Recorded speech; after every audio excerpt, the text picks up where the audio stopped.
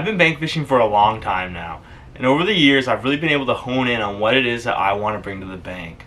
So today I'm going to show you guys my fishing backpack setup. So this here is the Bass Pro Guide backpack. Off the top of my head, I don't really remember price, but I believe it is under $100 Canadian, and from what I can tell, this is the perfect size for me. If you've been watching really attentively, you might notice that I've actually gone through a couple bags over the years. I started off with the Plano A series, and this is a pretty nice large backpack. It has slots for 4 3600 trays, and then a space up top for, soft plastics, lunch, whatever you want. This is a very nice big backpack. However, the problem is that it just doesn't have the pockets that I need, and really, I mean, that compartment up top just isn't big enough for what I want to use. This led me to the Sail Explorer backpack. This backpack was okay as well until it completely disintegrated and the zippers fell apart in my hands.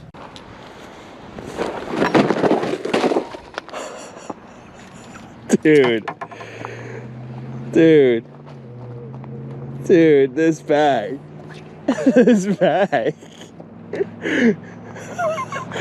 dude, I'm not, the goddamn zipper on this bag, bro, it's busted.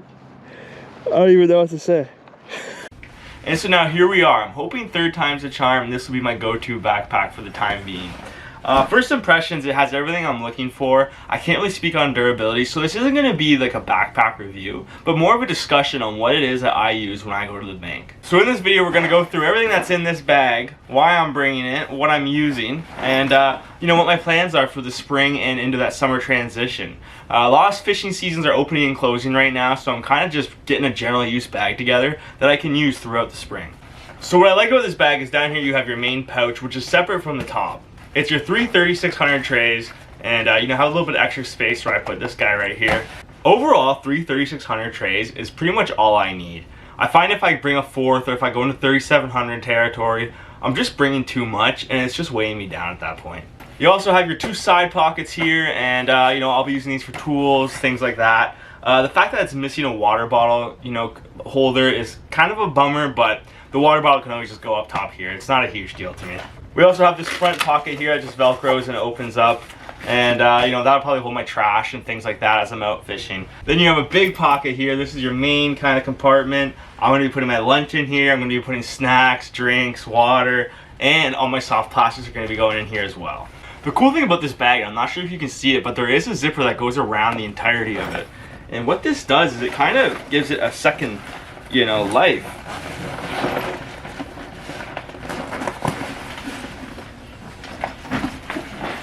So you can actually cut that top off, and you can unclip these back straps down here. You now have a side bag. So I kind of like this because if I'm going on a boat or something, what I can do is take out maybe one of these 3600 trays and put a bunch of soft plastics in there, and this is all I'll have to bring. So very universal, very versatile bag. So if a full in-depth review on this bag is something you want to see, maybe after the fishing season I might go back and revisit that and see how this thing holds up. So far though, I'm impressed. So then we'll talk about tools to bring to the bank. What it really comes down to is 3 things for me. A nice pair of pliers, which these are not. These are actually pretty junky, but they get the job done. And because I fish for a lot of panfish, I also make sure I always have a pair of hemostats on me, just for those small mouths, things like that. When the pliers just can't really get a good leverage on a hook, it's always good to have. And third, I like a nice pair of braided scissors, which I have lost mine. I don't know where they are, but over the off season I managed to lose them, so that'll be a purchase I make. But yeah, a nice pair of pliers, a nice pair of hemostats, and a pair of scissors is really all you need. Something like a multi-tool is always good to have as well. I just don't really bother bringing that. It's one more thing to lose on the bank, right? So it's currently February, and as we go into March, we're going to have pike season open. We're also going to have, panfish open all year round. Trout season's going to be open, but that's not a fish that I really target that often.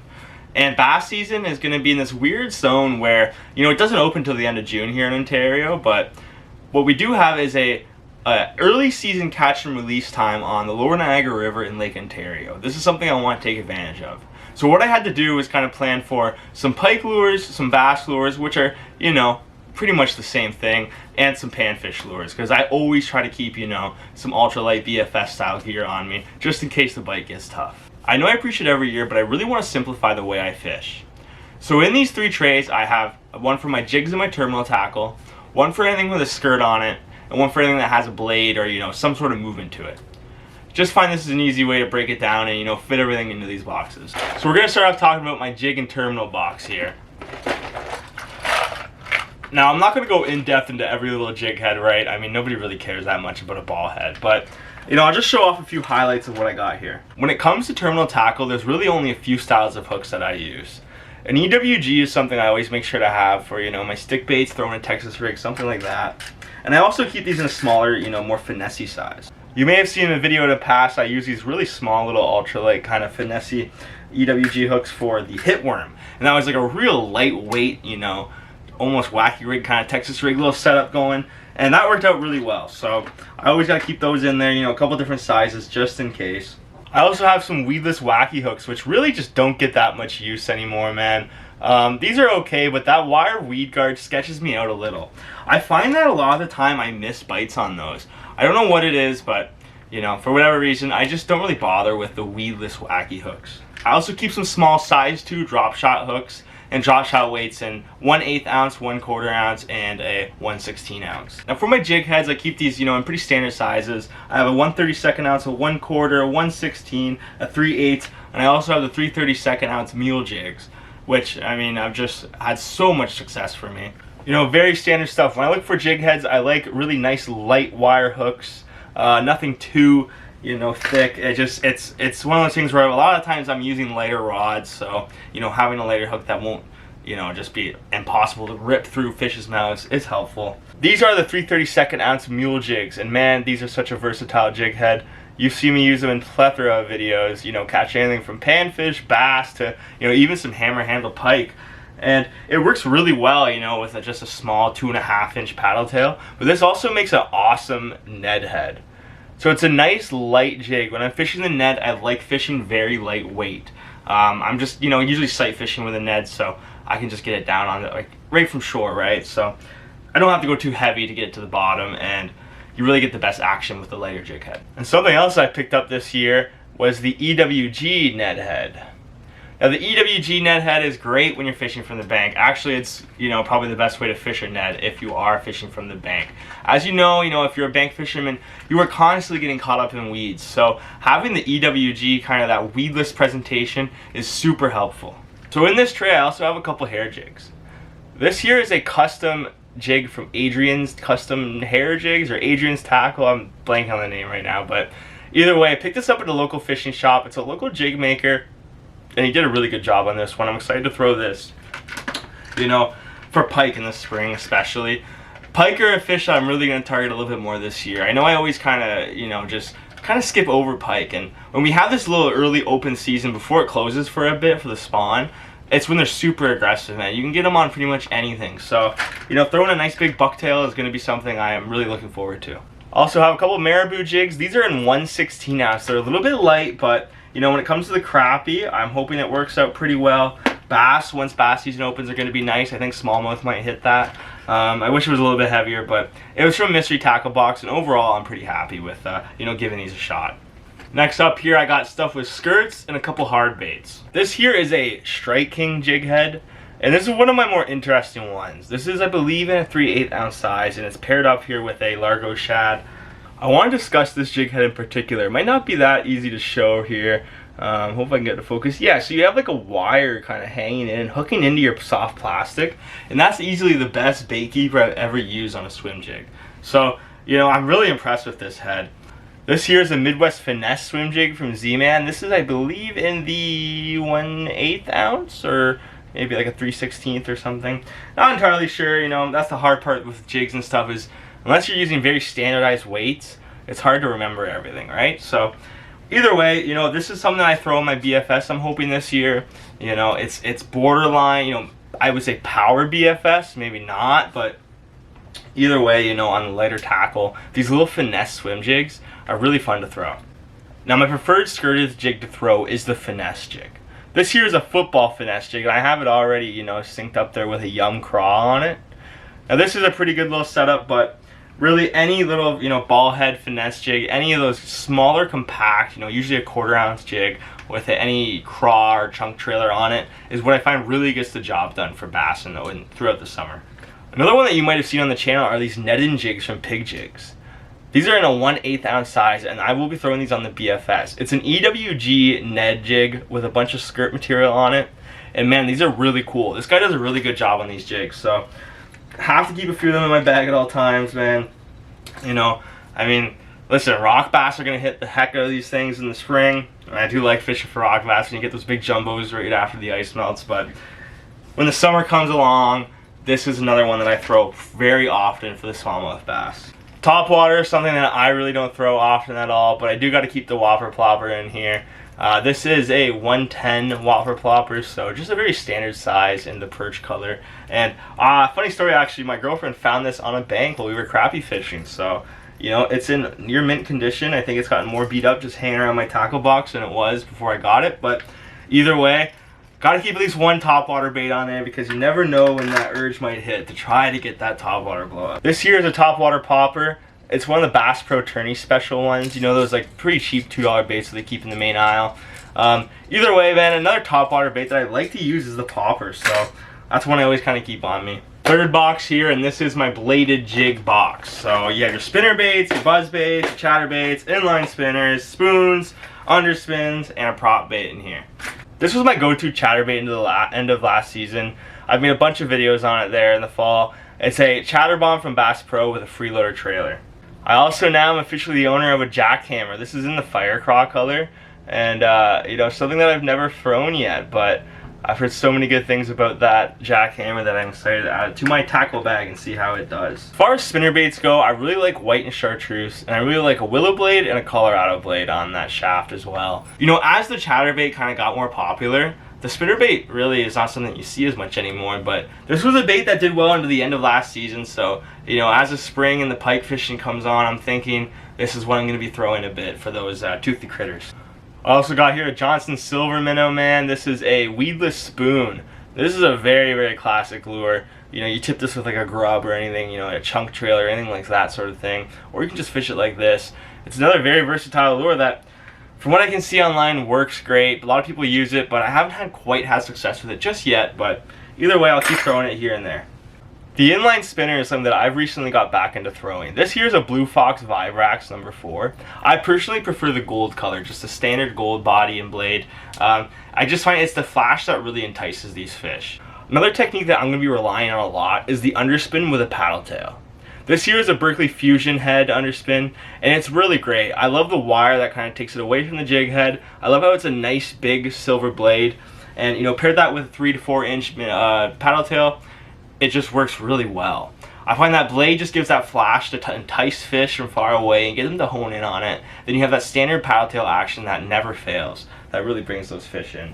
Another new one for me this year, this is the Jackal eye prop. Again, in one of my most recent videos, I opened this thing, and yeah, this is totally interesting, man. A prop bait is not something I've fished before, but either way, into the summer here, I'm going to give it a try, you know. On those waters where there's not just a ton of weeds, something with treble hooks can work, right? So it's good to have it in my bag. We're going to give it a test and just see how that goes.